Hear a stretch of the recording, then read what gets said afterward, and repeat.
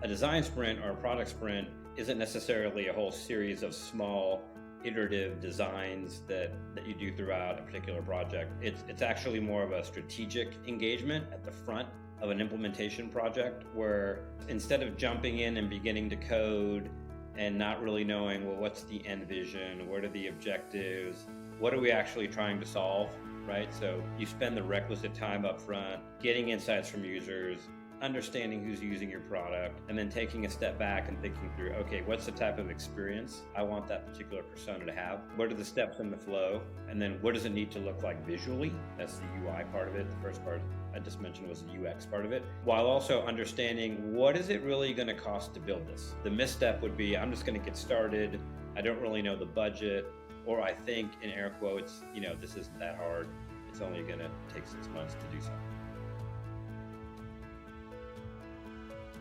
What this does is bring a significant level of clarity to what it is I'm about to build, so that I kind of go in eyes wide open to the fact that it's going to be, in most cases, much more complicated than I imagined. It also, because you use a cross-functional team to do the design, so think about, in most organizations that are pretty siloed, you've got finance and accounting and support and tech and product. They rarely all get together and sit in the same room and spend time thinking about the same thing for about a week.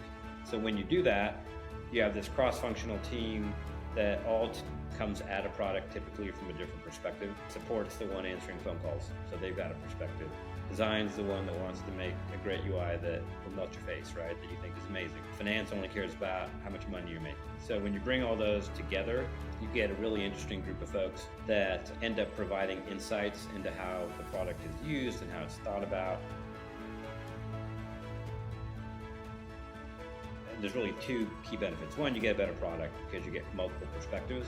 And the other one is, now you've got this, you build a level of camaraderie because you force people to hang out with each other for a week that they never would have had, because again, they're typically highly siloed. And now you've got a whole bunch of advocates that leave that are in all parts of your business.